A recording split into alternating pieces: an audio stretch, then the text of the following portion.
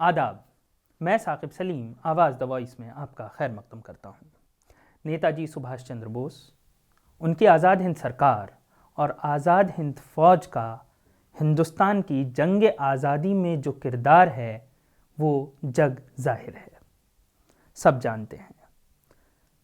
जो लोग तारीख़ को थोड़ा भी पढ़ते हैं या उसके बारे में जानते हैं वो ये भी जानते हैं कि आज़ाद हिंद फ़ौज हिंदुस्तान में हिंदू मुस्लिम इत्तेहाद की बुनियाद पर खड़ी हुई थी। वो लोग ये भी जानते हैं कि नेताजी शुरू से ये मानते थे कि अंग्रेज़ सरकार हिंदुस्तान पर हुकूमत हिंदू और मुसलमान को लड़ा कर करती है। 1930 की दहाई से उन्होंने अपने भाषणों में ये कहना भी शुरू कर दिया था कि अंग्रेज़ जब भी मुल्क छोड़कर जाएगा वो इस मुल्क को मजहब के नाम पर बांटने की कोशिश जरूर करेगा। वो सही साबित हुए। आज मैं बात करूंगा आज़ाद हिंद फौज के उन मुसलमान फौजियों की या उन मुसलमानों की जिन्होंने इस तहरीक में अपना किरदार निभाया। ये कहने में मुझे ज़रा भी झिझक नहीं है कि अगर आज नेताजी कहीं भी मुझे सुन रहे होंगे तो मुझसे बड़े खफा होंगे। वो सोचेंगे कि ये इंसान मेरे आज़ाद हिंद फौज के सिपाहियों को हिंदू और मुसलमान में बांट रहा है। लेकिन फिर मैं ये भी जानता हूँ कि नेताजी ये भी समझेंगे कि पिछले 70 साल की सड़ी हुई सियासत ने, राजनीति ने आज हमें इस मोड़ पर लाकर खड़ा कर दिया है कि हम लोगों को ये बताना पड़ता है कि मुसलमान जंग आज़ादी में कहाँ थे। सबसे पहले जब हम आज़ाद हिंद फौज की बात करते हैं तो सबसे पहले मैं बात करूंगा आबिद हसन सफरानी की। जब नेताजी जर्मनी पहुंचे, हिंदुस्तान से दूसरी आलमी जंग चल रही थी, आबिद हसन वहाँ पर इंजीनियरिंग की पढ़ाई कर रहे थे। जर्मन उनसे आती थी, वो नेताजी से मिले, नेताजी से वो मुतासिर हुए, नेताजी उनसे मुतासिर हुए। हुब्बुल वतनी का एक जज्बा था और वो नेताजी के सेक्रेटरी हो गए, उनके ट्रांसलेटर के तौर पर भी काम करने लगे। और ये वो इंसान हैं जब नेताजी लगभग 3 महीने पनडुब्बी से जर्मनी से जापान पहुँचे, एक मुश्किल सफ़र करके, जान हथेली पर रखकर, तो उनके साथ जो हिंदुस्तानी आया उसका नाम आबिद हसन था। आबिद हसन बाद में इम्फाल में जंग भी लड़े और उन्हें उनकी बहादुरी के लिए इनाम भी दिया गया। दूसरा नाम जो एकदम से जहन में आता है वो हबीबुर रहमान का है। हबीबुर रहमान ही वो इंसान हैं जब नेताजी अपने आखिरी सफ़र, जिसके बारे में हमें पता है 18 अगस्त 1945 को जब वो जहाज़ में चढ़े, तो ये था कि सिर्फ एक और आज़ाद हिंद का फ़ौजी उनके साथ हो सकता है, तो उन्होंने हबीबुर रहमान को साथ लिया। हबीबुर रहमान उनके साथ गए। हबीबुर रहमान आज़ाद हिंद फ़ौज के डिप्टी कमांडर भी थे और ट्रेनिंग स्कूल के हेड भी रहे और बहुत से अलग अलग रोल उन्होंने किए। लेकिन हबीबुर रहमान का सबसे बड़ा रोल यही है कि नेताजी उन्हें इतना ख़ास समझते थे कि नेताजी अपने साथ उन्हीं को लेकर गए। अगला नाम जो जहन में आता है वो है मोहम्मद ज़मन ख़ान कियानी का। मोहम्मद ज़मन ख़ान कियानी वो इंसान हैं जब नेताजी हबीबुर रहमान के साथ फ़्लाइट पर चढ़े, जहाज़ पर चढ़े, तो अपने पीछे फ़ौज की कमान उन्होंने कियानी के हाथ में दी। कियानी को चीफ ऑफ आर्मी स्टाफ बनाकर वो गए। कियानी के बाद एक और नाम जो सबको याद होगा वो है मेजर जनरल शाहनवाज़ खान। वही शाहनवाज़ खान जब आज़ाद हिंद के फ़ौजियों पर मुकदमे दायर हुए, लाल किले में उन पर मुकदमा चल रहा था, तो पूरा मुल्क एक आवाज़ में कह रहा था, लाल किले से आई आवाज़, ढिल्लो सहगल शाहनवाज़ को जब अंग्रेज़ी हुकूमत के हिस्से में आने वाले हिंदुस्तान पर हमला करने के लिए जब आज़ाद हिंद फ़ौज आगे बढ़ी तो शाहनवाज़ खान को कमांडर बनाया गया। शाहनवाज़ खान का एक और रोल ये भी था कि उन्होंने जो जंगी कैदी थे, जो हिंदुस्तानी सिपाही अंग्रेज़ों की ओर से लड़ रहे थे, उन्हें ये समझाया कि क्यों उन्हें आज़ाद हिंद फ़ौज में आना चाहिए। उसके बाद एक और नाम जो कम लोगों को पता है वो है इनायतुल्लाह हसन का। ये वो इंसान है जिन्होंने ट्रेनिंग कैंप की सदारत करी। यही वो इंसान है जिन्होंने जो ट्रेनिंग होती थी जैसे रानी झांसी रेजिमेंट की या बाल सेना की, बच्चों को भी ट्रेनिंग दी जाती थी, सिविलियंस को या फिर फौजियों को, वो ट्रेनिंग इनके सदारत में दी गई। एक और नाम है, कम लोग जानते हैं, कर्नल एहसान कादिर। कर्नल एहसान कादिर आज़ाद हिंद रेडियो के भी सदर रहे।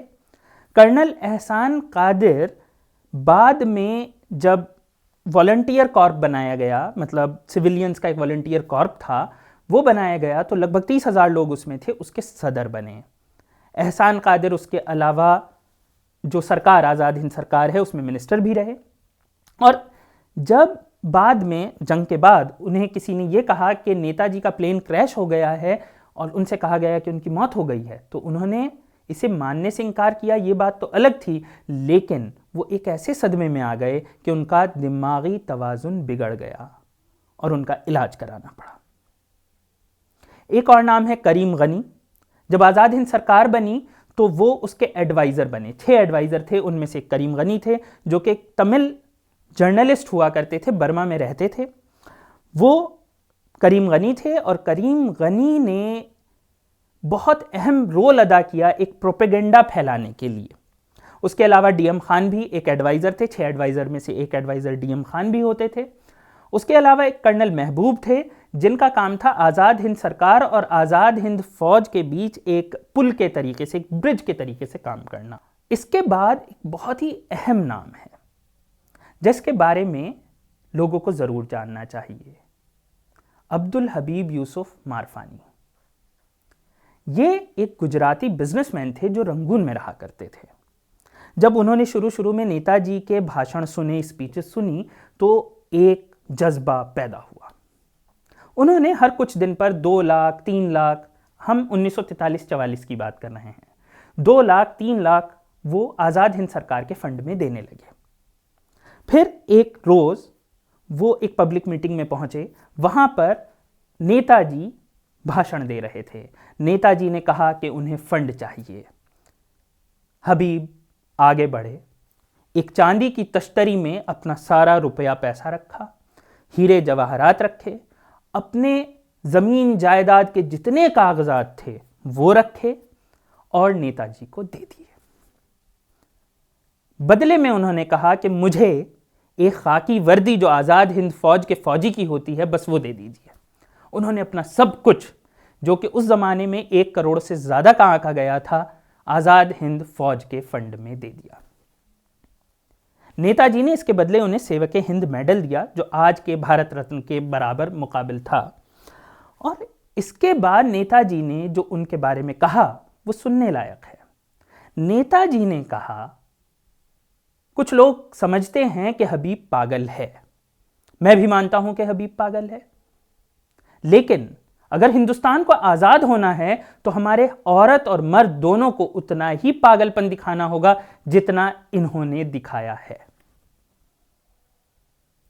इसके अलावा बहुत से नाम हैं जो हम एकदम से, अगर हम नाम लें तो बशीर का नाम लेंगे, बशीर अहमद का, जो एक मिनिस्टर थे आज़ाद हिंद सरकार के। मुनव्वर, वो भी एक मिनिस्टर थे आज़ाद हिंद सरकार के। नज़ीर अहमद एक और इंसान थे, जब नेताजी पर एक बार हमला हुआ तो उन्होंने अपनी जान पर खेलकर शहादत दे दी और नेताजी को बचाया। हम जब बात करते हैं तो जैसे आज परमवीर चक्र, वीर चक्र मिलते हैं, ऐसे तब बहुत सारे ब्रेवरी मेडल्स थे।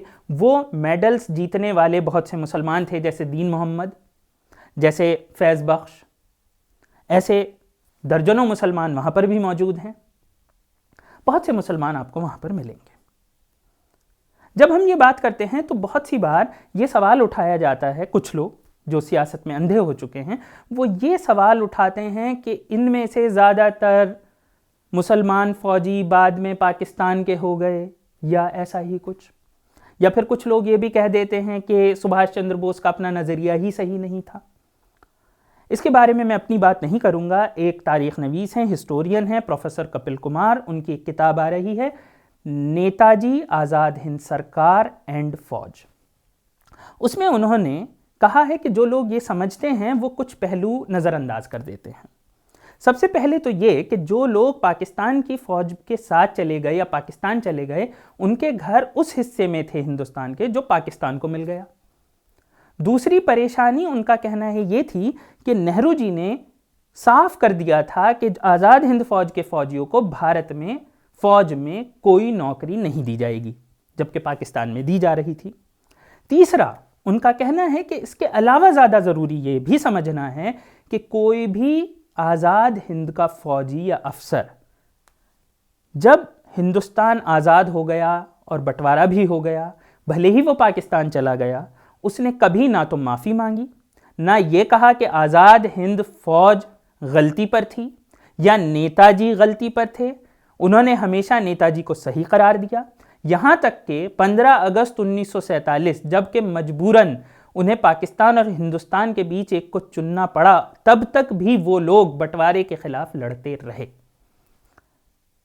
तो ये बातें हैं जो हमें करनी चाहिए, लेकिन फिर से मैं माफ़ी मांगना चाहूँगा अपने नेताजी से कि उनके हिंदुस्तानियों को आज मैं मुसलमान फ़ौजी के तौर पर देख रहा हूँ।